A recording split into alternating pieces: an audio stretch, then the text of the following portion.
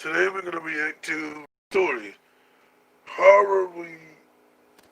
Horror with escape from Texas ranch cult. Okay, y'all. So let's get it started. Now if I lose y'all, just know it's because of the Wi-Fi. So let me go, bitches.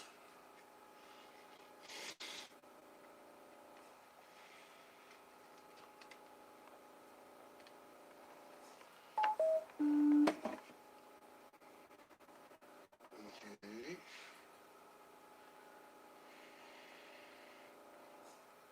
Dictated by someone else. Okay, y'all ready? Let's go. Yes, motherboard. Okay, perfect. Y'all see? I'll see. Let's go. I knew that if something was to go wrong during my visit, it would be nearly impossible to escape. Duh, If bitch. my parents chose to make it that way. Uh-oh. So they Rick went Ross they went under the was illusion. talking about cult-like behavior. Who the hell is Rick Ross? Every aspect of my life was being dictated by someone else. Oh Lord, why'd you do that? Girl, tell us your story, girl. The following includes a reenactment of several aspects of 21-year-old Terrace Tara O'Neill. Johnson from Austin, Texas, was a promising environmental science student in March of 2018 when she suddenly decided to leave it all and become an itinerant missionary. Thank you Her for family's watching. determination to find Wow. her led to her imprisonment on a remote ranch in West Texas. Okay.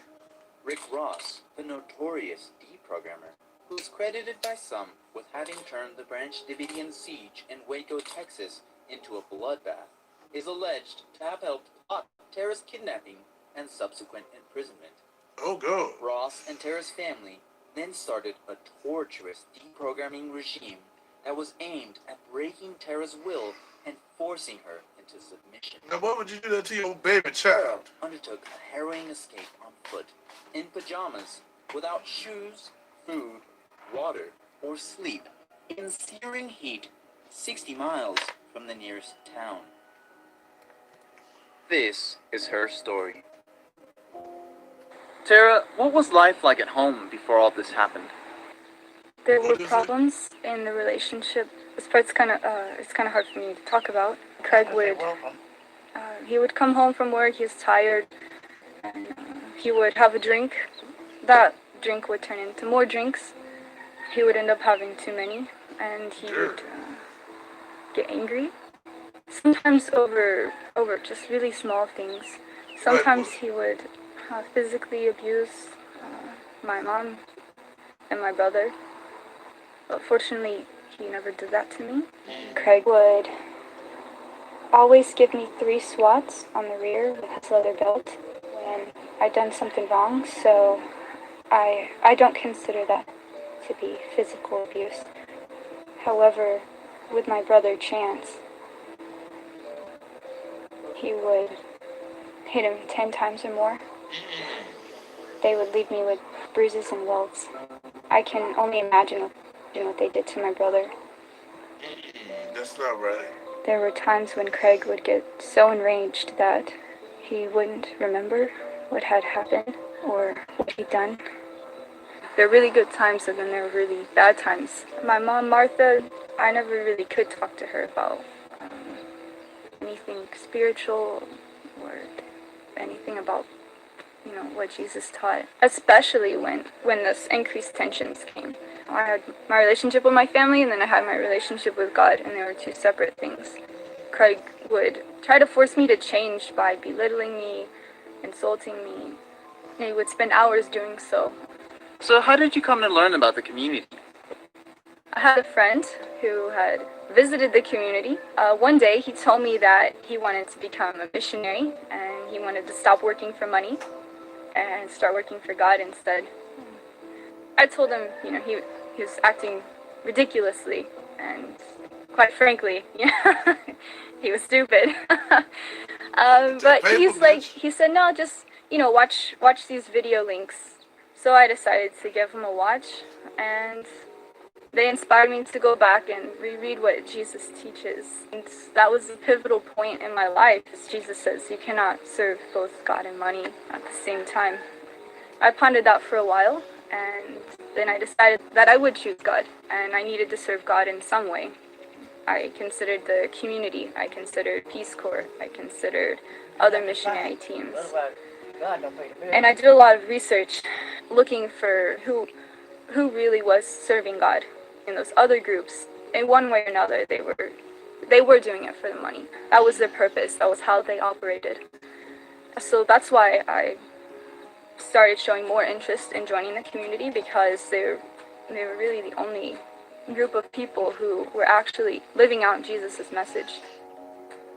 The community to which Tara is referring calls itself Jesus Christians. They were founded in Australia in the 1970s by Dave and Cherry McKay.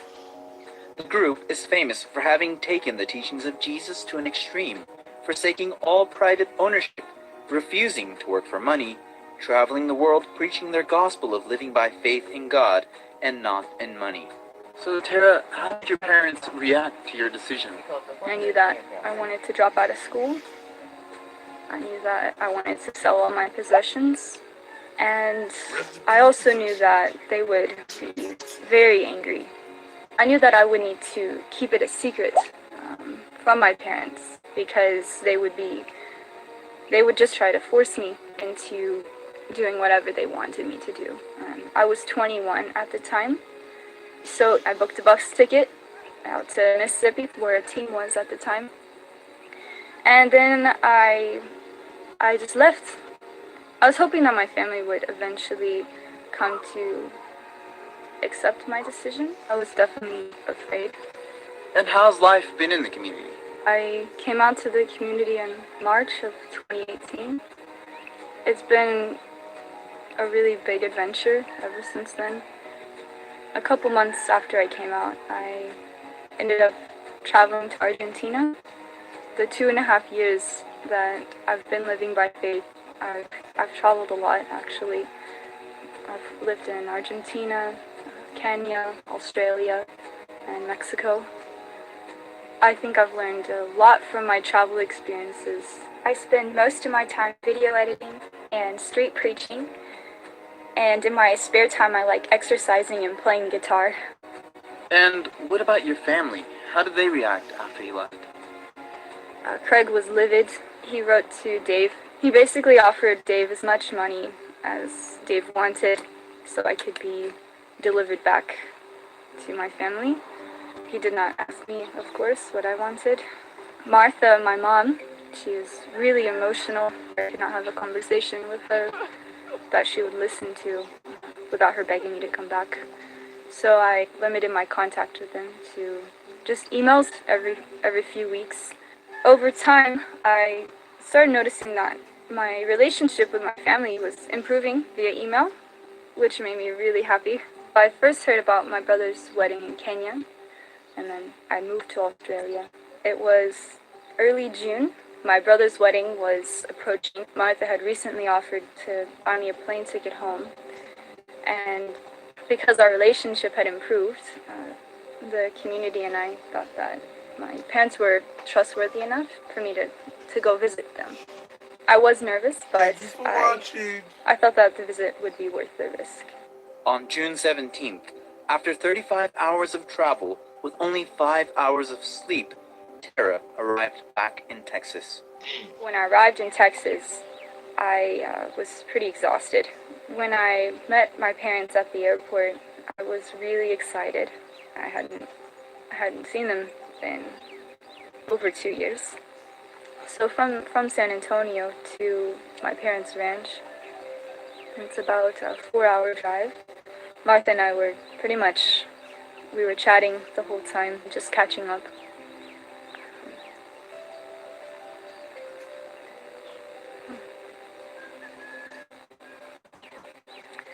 So yeah, things were really friendly between us. throughout the whole 4-hour drive out to the ranch, and even a few hours afterwards, I did not suspect anything. When I arrived at my parents' ranch, it was about 12:30 in the morning. I was really tired. I was excited to see all the home improvements and changes that they made. My brother Chance and his fiance were there. We spent a lot of time socializing, and yeah, it was just really fun at first. Were there no thoughts at all about what might await you? Not long after I arrived, I was reminded of the problems in the relationship. When Craig suddenly became angry at our family cat, so the cat made him mad, and he grabbed it and pinned it up against a nearby electric fence to be shocked. Made me sick inside. My parents' property is really remote. It's 2.5 hours southwest of San Angelo. The nearest small town is 60 miles away, and they live at the end of a 6-mile dirt driveway. I knew that if something was to go wrong during my visit, it would be nearly impossible to escape if my parents chose to make it that way. Hell no. So when did you realize that something was wrong? I didn't really expect anything strange until I started asking if I could go to sleep. My dad, Craig, said, well, we have all day tomorrow to sleep. I said, well, I'm really tired. And he insisted that I stay up. But Martha excused him. She said that, oh, well, he's just excited. So I dismissed that. And, she continued showing me around. Eventually, it was about 2 a.m. She agreed to let me take a shower. At my parents' place, they have a few housing locations. There is my parents' RV. Then there's a guest RV, which is at an angle to theirs. There's a guest house, which is just out of sight of the RVs. And there is a laundry room shed. It's a short walk away from the RVs, and it's within sight of them. So Martha and I walked to the guest RV. I took off my sneakers and left them on the front porch. That was the last time that I saw them. After I showered, I was really tired, but I got distracted by the good conversation that I was having with Martha. By this time, my brother's fiance, Brittany, had come in, and we were having some girl time. Craig and Chance came in to the guest RV around 3 a.m. Yeah, that's when things took a turn. And what happened then? Well, they sat down at the table with my mom, Brittany, and me. They were really serious. So I was like, oh, wow, that's weird. We're going to have, a full-on family discussion at 3 a.m. I had communicated to my parents on the drive over that I would need this YouTube channel. When Craig sat down at the table, he told me that he was not happy with that. He said that everyone else had taken off work, so I should too. And I said, well, look, I really can't. After all, it was my full-time job. And that's when he demanded that I hand over my phone and my laptop. Normally, families would have a discussion, and, they would be respectful of their young adult's career. But instead, my family decided to coerce me, to force me into giving up my own possessions.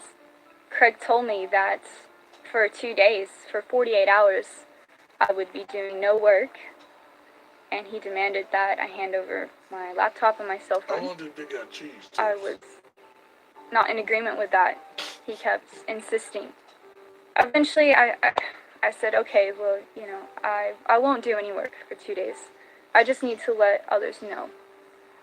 He said no. That's when no laptop, no contact, no sleep. Bitch. He chanted that for, about 15 times. Every time I tried to speak, he would cut me off, and I was really at a loss for what to do. I was not permitted to leave the table. Craig told me that I would not get any sleep. He said that we would sit at the table all night until I met that demand. So what was going through your mind at this time? Before I left Australia, I'd been told that if things turned sour with my parents, to act agreeable, then escape when I had the chance. I eventually handed over my phone and laptop and any chance of communication with the outside world. By that point, I was very isolated on a remote ranch in the middle of nowhere. In reality, Craig was not upset that I was to do a little bit of work. What he was really trying to do was to prevent me from communicating with anyone. I was hurt, and I was also really scared because I really trusted them, and they had violated that. My whole family and I were sitting at the table. They were trying to convince me to stop living by faith. Craig talked to me for a long time about how I needed to change. My brother Chance, he would occasionally jump in and say how I needed to listen to Craig. Brittany would occasionally nod her head in agreement with Chance. She did seem uncomfortable with my parents' forceful methods. When did you learn that they were going to try and deprogram you? After I'd handed over my devices, Craig told me that a man named Rick Ross was staying next door in the guest house, and that I was to have a meeting with him in the morning. I would be kept up all night. I mean, it was pretty much, there wasn't many hours left in the night by that point. I knew who Rick Ross is. I knew of his intense persecution of the community in the past, and that he is a paid deprogrammer. My parents' plan was to deprive me of sleep and force me to speak with Rick Ross, so that way I would be converted, no longer working for God, but doing what they wanted me to do. I was really shocked when I found out that Rick Ross was next door. It was the ultimate betrayal. What did they do to pass the time while they kept you awake? After Craig and Chance finished giving me a good talking to, by this time it was about 4 a.m. After my parents had cut off my communication, they turned nice and wanted to go next door to their RV where we could spend more time talking. It was clear to me that I would not be getting any sleep. Well, my whole family and I, when we went over to my parents' RV, and Martha started making coffee, then Craig pulled out his laptop, and he wanted to show me his email communication with Dave, and proceeded to go through each one, line by line, with me. I listened to him. He was trying to convince me of what an evil and manipulative. I had been working with Dave for nearly a year. I know him quite well. We were very good friends. I'd often spoken with Dave about my relationship with Craig. They talked to me about how, often parents' discipline goes underappreciated. Dave encouraged me to see the good sides of my relationship with Craig, and despite things that had happened in the past, I found that very helpful. Craig pulled up the email correspondence between him and Dave. I saw, Craig's offer to buy me back. Dave told him that I was not a piece of property. Craig would frequently pause and ask me if I agreed with what he was saying, and of course I didn't. I wouldn't answer immediately. He just kept reading. Now, it's understandable that Craig and Martha would want their daughter to be successful and popular and all the normal things that a parent wants for the children, and our lifestyle is not exactly consistent with that. So we have to learn how to get along with parents who are not entirely happy with what their sons and daughters are doing. But usually some kind of an amicable relationship gets worked out and things move forward. And, actually to this day, that's worked out with every single member except the ones whose parents have tried to work through cult busters like Rick Ross. These guys are professional family wreckers. They make a big profit out of causing division in families. I'd been telling my parents for hours that I was really tired and I just wanted to go to sleep. Eventually, at 6 a.m., Craig finally agreed to let me go take a nap. I left my parents' RV and went over to the guest RV. On the way, I looked for my shoes and I could not find them. So I gave up, went inside. I went to the loo. I knew it was risky trying to slip out the second door, but I was feeling desperate. So I opened up the door, and Craig was standing just a few feet away. So I made up a lame excuse about how I had never tried opening that door before and pretended to enjoy the scenery a little bit. And then I headed back inside, went and laid down like, a good little captive. And a couple minutes later, my brother walked in, insisting on speaking with me. I did my best to try to ignore him, but he kept calling my name. I knew that I was not going to get any sleep, so I eventually agreed to speak with him. I left the bed and went to sit down at the table. He knew I tried to escape. He even asked me if I was going to steal a vehicle. I said no. He tried to convince me to not obey Jesus. And when I did not agree with him, he started to be more forceful. He started angry, and ultimately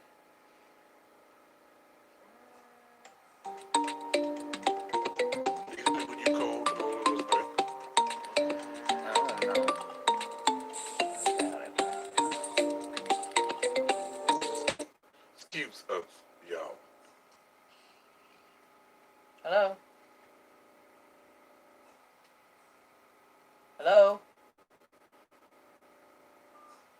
Yes,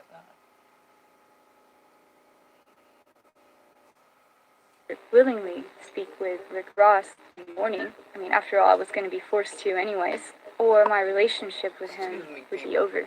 I was really, really hurt by that. I told him that I would not willingly speak with Rick Ross. After that, he stormed out of the RV. And a couple minutes later, Martha walked in and sat with me. I was crying at the time because I was really upset. My brother and I, we spent a long time talking, so it was about 8 a.m. by this point. Martha was wanting to talk with me. I largely ignored her. When I refused to acknowledge her, she would repeat my name, and so I did. After nearly half an hour, she gave me permission to take a nap. So I went and laid down, but Craig walked in and demanded that I get up. I don't know if he'd been listening into our conversation. Craig had kept me up, my brother Chance had kept me up, my mom had kept me up, and now Craig came back in to keep me awake. And intermittently they would give me the option to sleep, but the next person would come in and take their shift to keep me awake before I could actually get any sleep. I told them I want to leave. I do not want to be here. But it was like, Craig told me, well, not you're not today. leaving. So I made a move to step past him and walk out the door. And that's when my parents decided to physically restrain me. Oh, Martha grabbed my arm. Craig stepped between me and the door to prevent me from leaving. I told them that they were holding me against my will. Their home had become a prison. Craig ordered me to sit at the table. I really didn't have any choice by that point. So I sat at the table. thank you. When did Rick for Ross watching. turn up? Hi. It was about 8:30 by this time. My brother Chance, his fiancée Brittany, and Rick Ross came in shortly after. Rick Ross then began to basically preach a whole sermon to me about salvation by grace. He made sure to explain to me at length his self-proclaimed expertise. He also made sure to insult Dave. I'd learned by this point that my parents were paying him several $1,000s to deprogram me. I had learned when Craig was going through his emails with me that the improved relationship that I thought I had with my parents was actually a sham, because they've been working with Rick Ross for the past 2.5 years, waiting for their chance to get me back home and do this deprogramming session. So tell us how you and Rick Ross and your family interacted. There was this unity at times between Craig and Rick Ross. Craig would want to speak, and Rick would start speaking over him. Well, I tried to take advantage of the situation, and I would look at Craig and indicate that I wanted him to speak instead of Rick Ross, which caused tension. I would interrupt him and tell him that he was holding me against my will. He insisted that he was not involved. He was merely just trying to help the family, Craig and Rick Ross, and not like being called kidnappers. That contributed to the tension Let as me know well. if I need to put on Eventually, sweats, bitch. Craig started to lose his temper, and so Rick I Ross don't give a pulled him damn. I'll outside stomp him to into talk. a So what Mexican happened beat. then? Everyone else went outside as well, I'm sorry. except for Martha. And so she and I were left sitting Stop at the being table. I saw that my main oppressors were out of sight. So I decided to try and escape again. And I walked out the front door of the But you RV, didn't know it was crazy. and as Martha started shouting at the others, telling them I was leaving. And I started looking for my shoes again, but I couldn't find them. I walked over to the shed laundry room where I'd placed my computer Dave bag, East got a new my album. backpack with all my clothes and personal items in it, and a little bit of pocket money that I had, but all of my things were gone. So my parents had not only taken my laptop and my phone, but they'd taken my clothes, they'd taken my shoes. They dumb as hell. She ain't got nothing else. But let me tell you, next video, since I'm doing them on live stream, I drop a lot more videos a day now. Next video is Core Ray. The bitch got the biggest deal of 2020, and she can't even rap. Wasn't that little Trippie Ray's little bitch? But yeah, that's the next video. And everything from me to make it virtually impossible for me to escape. Craig was shouting at Martha, telling her to let me go, but Martha ignored him. She ran over to me and grabbed me by the arm. I pulled my arm away from her, but she grabbed it again, so I wrenched it away and turned to take off running. She grabbed me by the hood of the sweater I was wearing. Oh shit! I freaked out, like I was really scared. I shouted at her to let me go. There was no one to help. I was barefoot. I didn't have any food. I didn't have any water. It was a 6-mile dirt road, and then from there, a highway. So my plan was to run the 6-mile road, make it out to the highway, and catch a ride into town. I would have preferred to do that with shoes. You seriously thought you could get out of there barefoot? Once Martha started grabbing me, I knew I just needed to get out of there.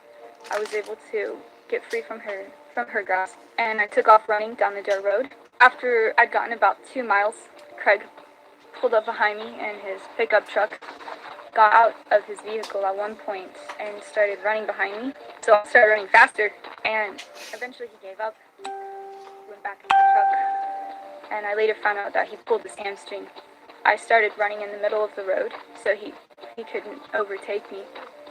But it got to the point where the road became too rocky to Run, run bitch, on. run! I had gone to one side of the road that was less rocky. Craig seized the opportunity and pulled the truck out in front of me to cut off my path. He got out of the truck, grabbed me by the arm, and he grabbed me by the back of the neck and forced me to get inside the truck. And he drove me back to speak with Rick Ross again. So you failed to get away. How did things go when Craig returned you? She ain't run hard enough. By the time Craig brought me back from my escape, it was about 11 a.m. We were sitting outside on the porch area, and my parents had shifted tactics by this time, so they were trying to be loving and understanding. They had noticed that my feet were pretty beat up. Martha brought a bowl of warm water and soap. Rick Ross was talking about cults, cult-like behavior, how I'd been brainwashed, how every aspect of my life was being dictated by someone else. My parents were telling me that they love me and that they care about me, but at the same time, they were just doing terrible things to me. They were not letting me leave, sleep depriving me. By this point, I was crying, I was shaking. Tension started to build again when Craig would start sharing something with me. He would ask me questions, and then, I would want to answer him. But Rick Ross would step in. He would interrupt me, he would interrupt Craig as we tried to, actually have normal communication between us. He would just insert more lies. I started to get really frustrated at that. Craig started to get frustrated as well. To defuse the situation, Rick Ross pulled Craig aside again before things got too out of hand. What sort of things was Rick Ross saying? Gosh. Rick Ross was saying that Dave and his wife, Sherry, had stolen money from the Quakers. He said that they were mooching off the Australian government because they received pension checks. He said that Dave controls every aspect of my life, that ex-community members could not receive dental care, and they were suffering from dental ailments now as a result of that. He said that Dave cannot be criticized. Everything that Dave says, people obey. That members of the community are even forced to learn Dave's selected Bible verses. Those are just a few of the completely ridiculous things that he said about Dave. It seems to me that Rick Ross has a personal hatred for Dave because he was making outrageous claims without having any rational evidence to back those up. So here you were, with just you and your mother again, alone. What happened next? You want some cheese toast, nigga? Craig and Rick Ross stepped away. I decided that this Love was you, a really baby. good opportunity to try and make an escape. I started looking for my Me shoes too, me again. too. I knew that it was time for me to go. It was about 12 p.m. Well, I'd asked Martha for my sneakers, Run, bitch, and run, she right? agreed to get them, but she took a long time. And when she finally came back, she instead brought back a clunky pair of rubber boots that she bought me, and a pair of socks. So I put the socks on over my bandaged feet. I had several large blisters on the bottoms of my feet. Two of them were Run, bitch, run, large right? blood blisters. They were bigger than quarters. My feet were pretty bandaged. I put the socks on and the boots on. Unfortunately, they were a good fit. She went over and started talking with Craig and Rick Ross. I guess she didn't think I would get very far in the rubber boots. So they knew you were going to try and escape again. How did they react? Well, after I put the rubber boots on, I said, I want to leave. Craig had heard that. And he said, well, we're going to take you into town and bring all your stuff. Well, I started thinking, well, I'm not going to stick around waiting for them. And then I took off walking down the driveway, and they didn't stop me. I was limping pretty badly because of the blisters on the bottoms of my feet. I thought, well, it's 6 miles to the highway, so I started jogging. I made it about 4 miles, and I'd been listening for my parents' truck because I did not want to be brought back again. The truck suddenly pulled up behind me. It came up so quickly and so quietly that I hadn't heard it. So I started running in the middle of the road again. I wanted to run for as long as I could, and I had intended on running to the gates the entire distance. Well, the sun was high, it was hot. By this point I was really thirsty. I hadn't eaten, I hadn't slept, and so I started to feel a little bit dizzy. And what did the truck do? As I ran, the truck kept following me. My brother, Chance, was driving, and Martha was in the passenger seat. He rolled down the window to start cursing at me. He said I was a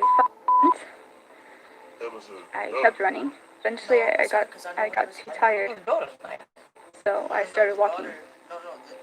Martha used that opportunity to get out of the vehicle and walk next to me.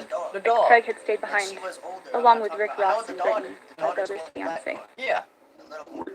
Ross I know what you're talking is about. one of the most ruthless deprogrammers in the world. Rick has never let go of the idea that torture is the best way to deprogram someone. He was invited by the Communist Party to lecture in China on how to control dissidents. Now, this is a country where they literally torture and kill tens of thousands of political dissidents every year. That's the kind of person Rick Ross is. So you only have to look at what was happening there at Johnson's Ranch to know that even though Rick was keeping himself out of sight, it was his modus operandi. It was his idea to deprive Tara of sleep. Rick was found guilty of kidnapping a number of years ago, and he was hit with a multi-million-dollar settlement. Since that time, on his website and in a book that he's written, he claims that he no longer forcefully deprograms adult converts. He admits that he still uses force on underage children if he has the permission of their parents. Back to Tara and her mother, walking down the 6-mile dirt driveway. I just started to get more frustrated with her incessant questions. She offered to buy me things. She offered to take me traveling wherever I wanted. Basically, she tried to buy me back, but I wasn't interested. She told me how tired she was, so I started running again. She got back in the vehicle. She and Chance just followed me all the way to the gate, which, yeah, it's weird. I didn't know the lock combo. So I hopped the fence and started walking on the highway. Once I made it to the gate, I was really happy. It was like a milestone. I'd set a goal. I was like, okay, well, I've made it this far. So you were freed from them. To my surprise, she and Chance continued following me. It was really hot by this time. It was about 100 degrees. I was limping pretty badly. My feet would be able to get a ride into town. My brother, I was motioning for them to stop, and he was motioning them to keep driving. There were a few cars who actually did pull over, and I told them, I said, please help me. My parents are holding me against my will. I'm 23 years old. Please call the police. And nobody wanted to get involved. Martha spoke over me. She said that she's my mother, and so the cars kept driving. My mom and my brother were working together to prevent anyone from helping me. All those hours in the heat, did you get any water? I'd been walking/running for a few hours. I was very thirsty. Chance had rolled down the window and offered me water.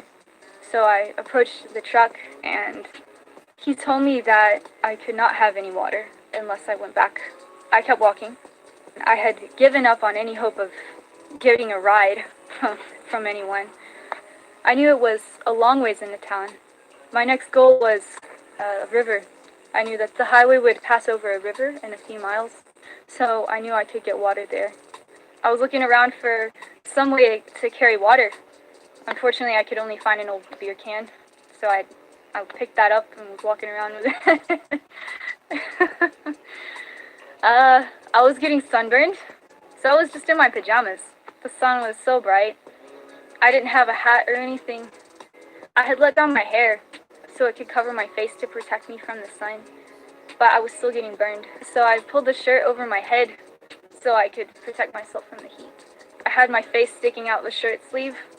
You know, my stomach was exposed, was half sticking out, but at least my head was protected.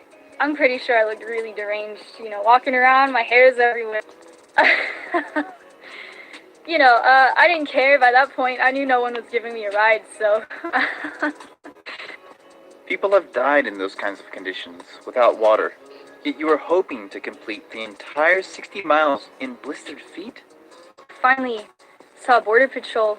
My parents' property is not far from the U.S.-Mexican border. There's a lot of Border Patrol that frequently patrol the area. By the time I met up with the Border Patrol, I had traveled about 13 miles on foot. I flagged him down. When I saw that he was stopping, I chucked the beer can aside and put my shirt on properly. Straight away, he asked me for my ID, which fortunately I had on me. I explained to him the situation that, I was being held captive by my parents. My only escape option was to head out on foot, and that they decided to follow me. He told me that he really couldn't get involved because it wasn't his jurisdiction. So he contacted the local sheriff. So what happened while you waited for the sheriff? We were pulled over on the side of the road. My legs were really hurting. I had blisters from my barefoot run earlier, and I'd gotten a fresh set of blisters from the rubber boots. I also had really bad muscle cramps in my legs, probably from being dehydrated. Fortunately, the Border Patrol he let me sit inside of his vehicle. As I was sitting inside the vehicle, Martha came over and started pestering me. I tried going to sleep, but she started chanting my name over and over again until I did respond. She was trying to keep me awake still. I was waiting for the sheriff for about 2 hours. The Border Patrol said that the sheriff was just taking too long. I had told him that I would like a ride into town. He offered to take me to a small gas station and restaurant. It's about halfway there. And how did your family react to that? My mom, my brother approached me. They said that I could have all of my stuff back. They said they would pay for a flight out of there the following day if I was to go back with them. And then they made sure to add that our relationship would be over if I didn't accept the offer. I really wasn't buying that. The officer, he was buying into what my parents were saying, which shocked me because, I told him how they were holding me against my will. For some reason, he just saw it as a family disagreement. Nevertheless, the officer took me to the restaurant, and, half an hour later we arrived there and waited for the sheriff. I had no money, I didn't have anything on me. He was kind enough to buy me a hamburger. This was the first time I'd eaten in about a day, and it was really nice of him to do that for me, even though I hadn't asked. As I was eating the hamburger, a nice waitress came up and introduced herself. Her name is Melissa. She offered me a place to stay. She said that I could stay with her husband, and her 4 kids for as long as I wanted, which was really sweet.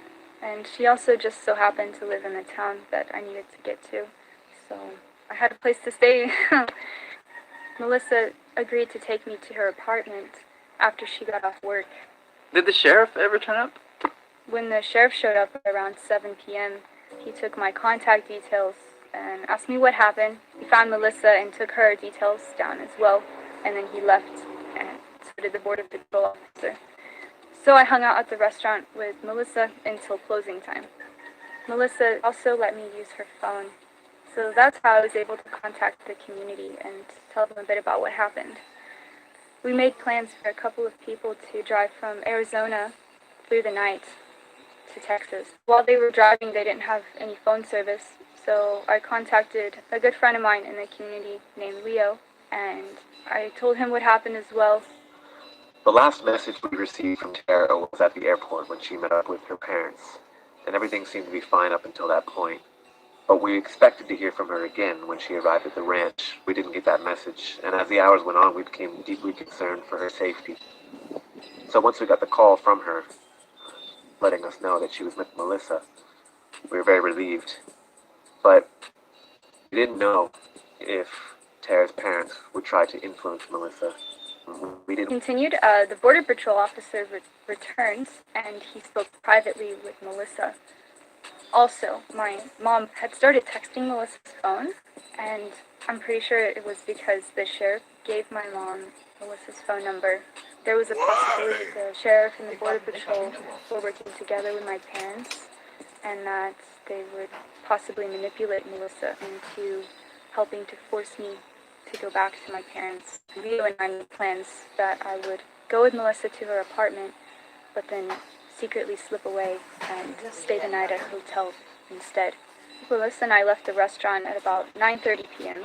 and we made the half-hour drive to her apartment, where shortly after I was able to slip away. The hotel was 2 miles away from her home, and I walked and jogged there. It was really painful. I arrived at the hotel safely at 11:20 p.m. I took off the rubber boots, and my socks were blood-stained from the blisters. After I took the shoes off, I couldn't walk, and I ended up crawling on all fours to head to the restroom. 2 friends of mine from the community came and picked me up at 11 a.m. the next morning, and they drove me back to Arizona, where I was able to be safe. A team from Arizona drove through the night to pick up Tara the next morning around 11 a.m. at the hotel. They left immediately after picking her up because we couldn't risk running into Tara's family again. Tara is now back in the Jesus Christian community, safe from her parents and Rick Ross.